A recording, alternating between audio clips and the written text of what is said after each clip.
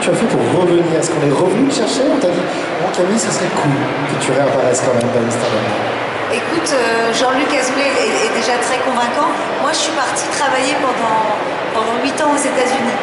Donc voilà, je revenais pas et donc je tournais pas. Et puis j'ai une de mes filles qui avait très envie de voir les tournages. Et puis moi, j'avais envie de retrouver aussi, de faire un petit clin d'œil à mes fans. Et donc j'ai dit, bon, bah, je refais un épisode, je reviens voilà, des années après. Et j'ai passé des super moments et je me suis dit, bah, chaque année, je repasse voilà, faire un petit coucou à cette troupe qui est super. Puisque tu disais, Carole, c'est qu'ils voilà, se connaissent depuis des années. Donc c'est vraiment une ambiance de famille. On a grandi quand même ensemble. Voilà, je reviens chaque année faire un petit épisode. En général, il y a Annette et puis mon père. Et j'espère revenir un jour avec Jérôme qui, à chaque épisode, est toujours coincé dans l'avion.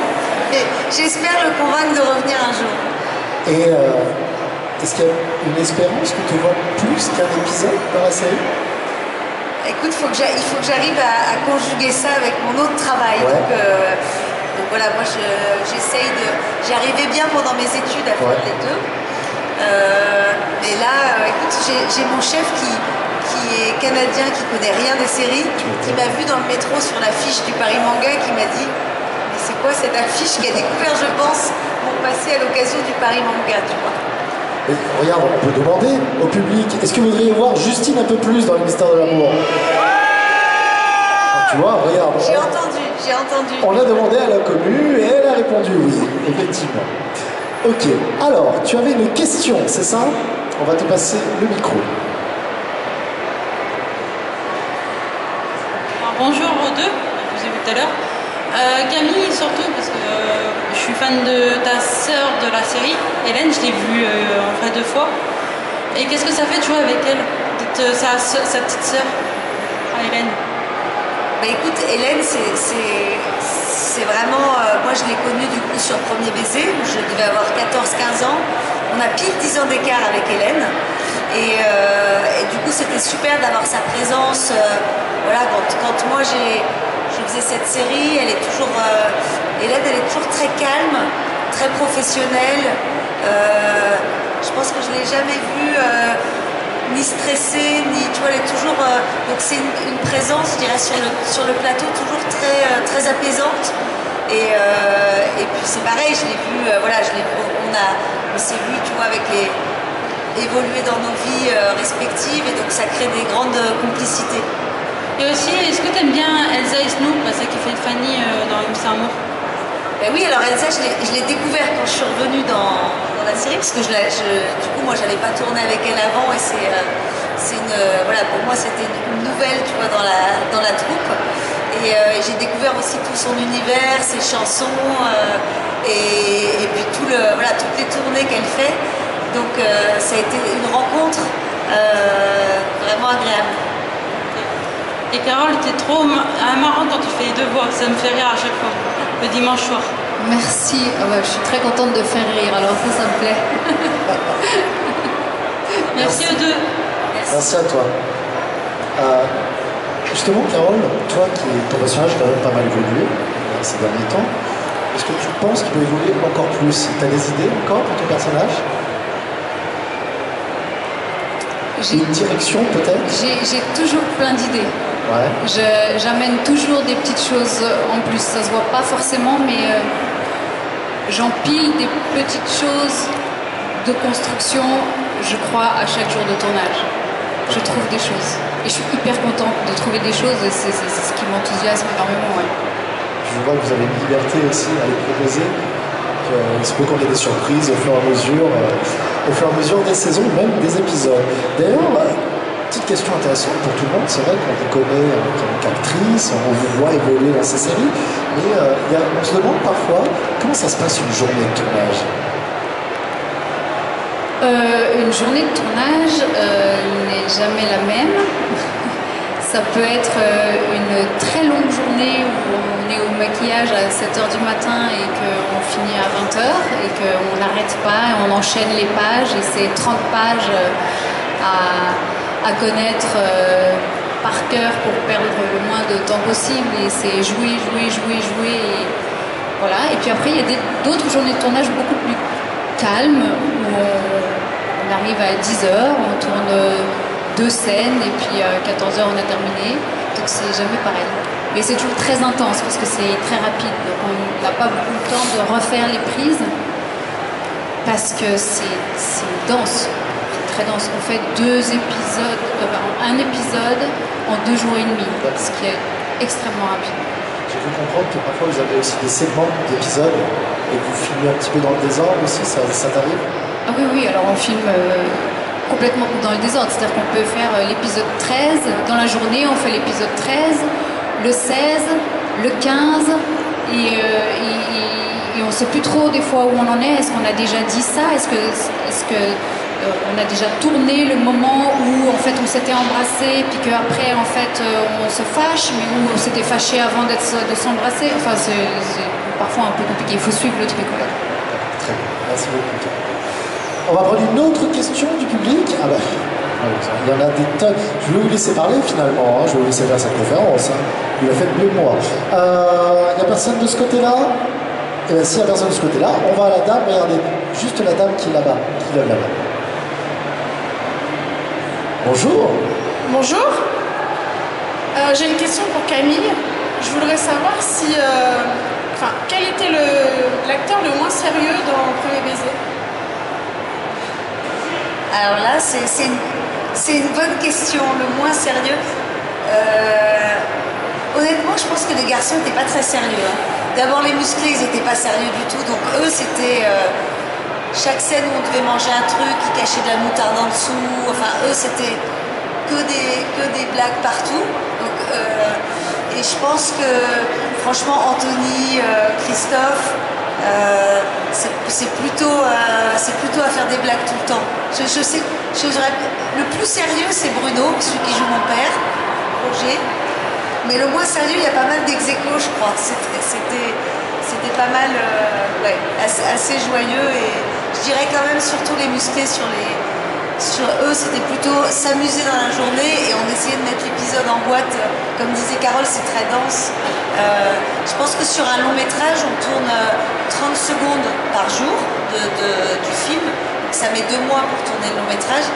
Et là, on peut tourner jusqu'à 20 minutes en une journée. Donc c'est vraiment beaucoup plus rapide comme rythme. J'ai la même question pour toi, Carole, justement. Qui est le plus marrant, le plus fun sur le tournage des Mystères de l'amour?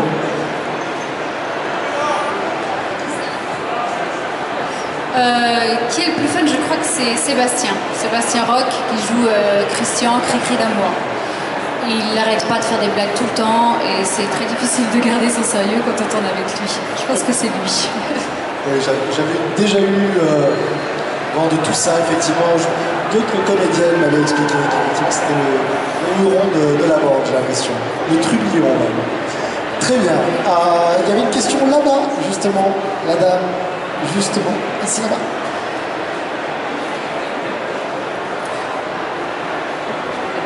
Et bonjour. Bonjour. Déjà, je suis très contente d'être là parce qu'à la base, je suis venue ici pour mes enfants. Et quand j'ai vu qu'il y avait Camille Raymond en guest, j'étais super heureuse. Donc j'ai une question pour Aurèle. Du coup, est-ce que tu penses que ce serait possible, même si c'est qu'un épisode, de premier baiser, genre de premier baiser nouvelle génération, pour les suivre l'évolution de chacun. Enfin, je sais pas comment expliquer, mais premier baiser, mais version adulte en fait. Ah. Pour nous et pour des nostalgiques comme nous qui voudraient savoir un petit peu la suite de la vie de chacun.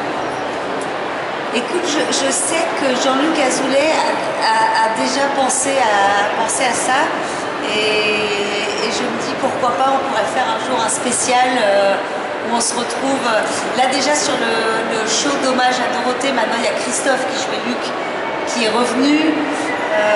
Anthony, je pense qu'il serait plutôt partant, donc il faudrait qu'on arrive à retrouver un peu la troupe et je pense que ce serait sympa de faire peut-être un spécial. Et peut-être, pourquoi pas, avec les Mystères de l'amour, envisager une histoire un peu entre les deux. Bonne idée. Mais c'est intéressant, tu vois.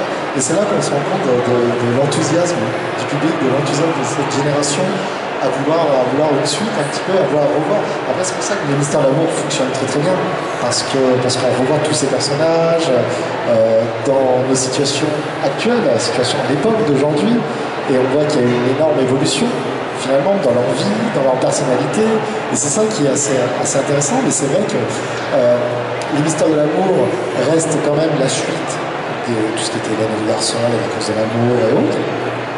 Et Premier Baiser, ça pourrait être une autre branche finalement de cette série avec un spin-off ou même une suite avec tous ces personnages aussi qui évoluent à côté et qui s'entremêlent avec les mystères. C'est vrai que c'est une bonne idée quand même. Hein. C'est une très bonne idée. Ah, c'est filmé, hein, t'inquiète, hein, ça peut arriver aux oreilles de certaines personnes, on ne sait jamais. Est-ce qu'il y a une autre question? Oui, je vois madame avec les oreilles de chat juste ici.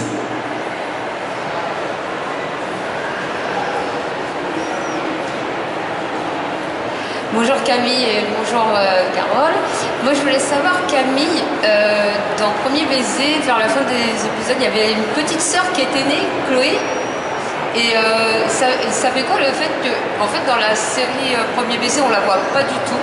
Mais là, dans les mystères de l'amour, elle a pris forme humaine du coup. Et ça fait quoi de savoir que sa petite sœur a pris forme humaine? Mais c'est vrai que c'est assez drôle parce qu'on l'avait mentionné effectivement dans Premier Baiser, mais on la voyait pas.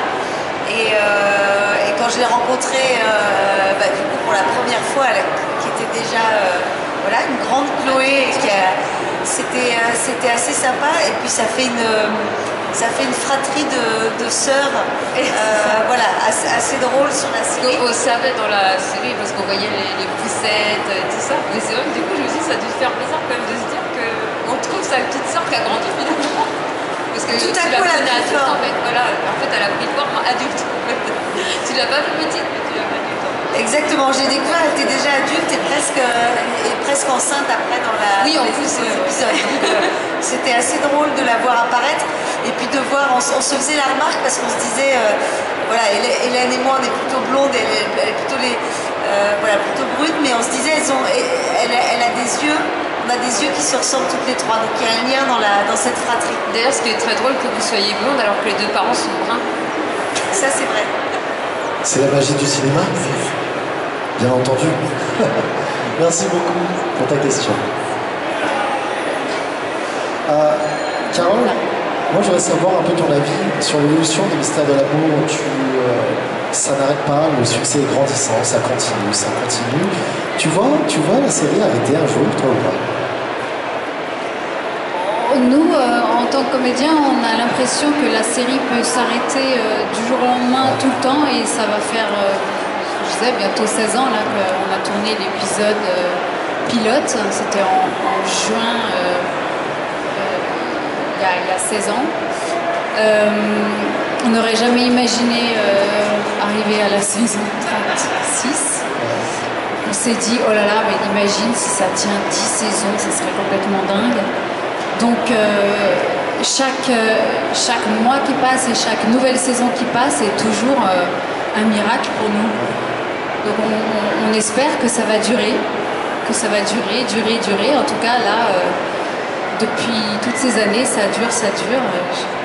Voilà, c'est vous aussi qui faites que la série existe. Hein. C'est d'avoir des spectateurs qui regardent et qui soutiennent. C'est ce qui fait qu'on est là. Donc c'est quelque part un travail commun avec vous. Carole, dis-moi, il y a justement parlé de saison, tout ça, dans les mystères de l'amour, il y a une saison ou un épisode sur lequel tu as un affect particulier, peut-être même une scène ou autre que tu apprécies beaucoup. J'ai bien aimé à un moment donné mon personnage. Donc j'ai été Émilie, j'ai été Ingrid. Émilie, et à un moment donné, avant d'être Émilie, j'ai pété un câble aussi et je me suis prise pour une petite fille, enfin une enfant. Et j'ai beaucoup aimé jouer ça. Ça m'a vraiment plu, je devais avoir, je sais pas, 12-13 ans dans ma tête. Et je sautais partout, j'avais des couettes, je mangeais des sucettes et puis j'avais des rires débiles et je trouvais ça très, très agréable à jouer. C'est ça qui est fou avec ton personnage, car finalement, dans les mystères d'amour, c'est que tu as un jeu multiple. Tu fais énormément de personnages, tu es très expressive. C'est un personnage qui est quand même, franchement, je pense que c'est un personnage qui est dur à appréhender et tu vois, tu le fais parfaitement. Tu le joues vraiment très bien. Donc félicitations, vraiment. C'est une bonne méchante. Et à côté, le double un peu plus gentil aussi. Non, c'est vraiment parfait. C'est un bon mix, vraiment. Donc, je pense que c'est pour ça que les gens de la communauté, les fans, apprécient beaucoup ton personnage. Et je pense qu'on est venu à te voir plus souvent, à vous voir plus souvent, vraiment, sur les salons, parce qu'on a envie de vous revoir, finalement. Donc, merci beaucoup. Merci. On va prendre une autre question. Monsieur là-bas.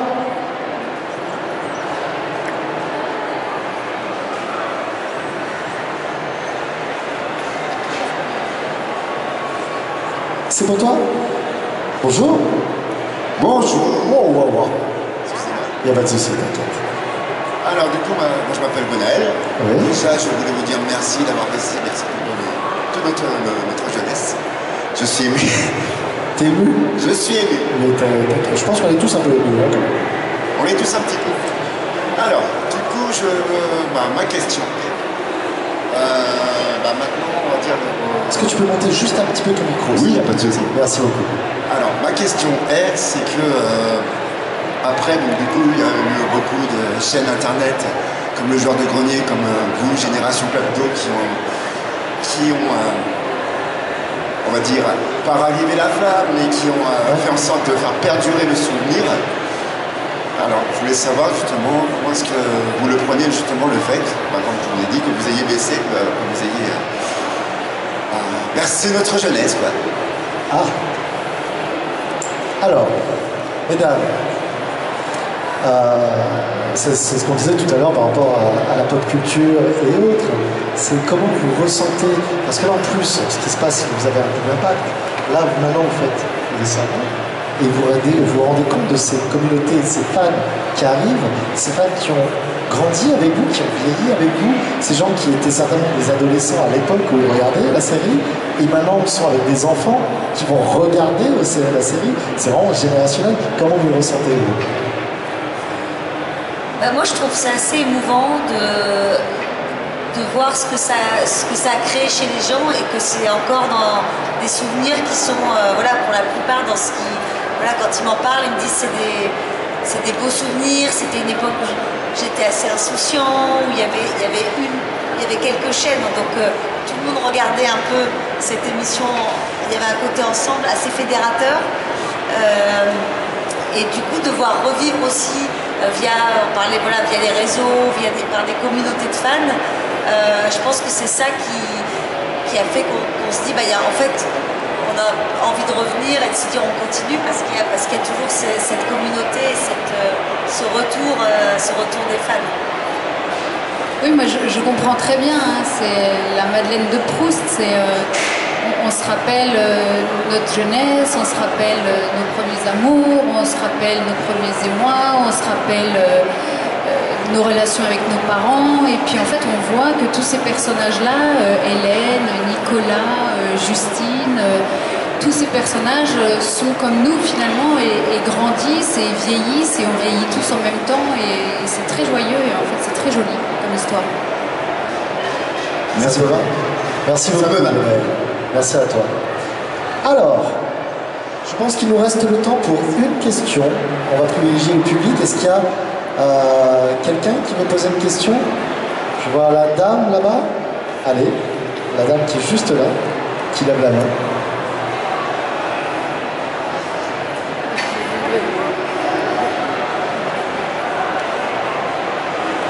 Alors c'était pas toi. C'était pas moi. Mais c'est pas grave, écoute, on va faire deux questions. Allez, let's go, vas-y. Alors moi j'ai une question pour vous deux. Alors moi j'ai une question pour vous deux. Je voulais savoir quel est le plus grand fou rire que vous avez eu dans votre carrière. Moi, je peux raconter un fou rire que j'ai eu. Je pense que on avait fait une journée très longue la veille. On avait fait... commencé à 7h, fini à minuit. On est retourné le lendemain à 7h. Je pense qu'on devait être fatigué. J'avais une longue scène avec Annette. Et et on n'arrivait pas à la faire. Je pense qu'on avait un fou rire successif. Il y avait Harry avec ses bretelles qui avait voulu tirer une bretelle qui se l'était repris parce qu'il maîtrise bien le geste, mais là il avait eu un souci de bretelle et il fallait qu'on refasse la scène et à chaque moment où il arrivait avec ses bretelles on voyait le truc allait repartir et on s'est dit comment on va arriver à tourner cette scène, est-ce qu'on va devoir changer le texte et que Harry va devoir faire un autre geste parce qu'on avait beaucoup de mal à continuer sur cette séquence.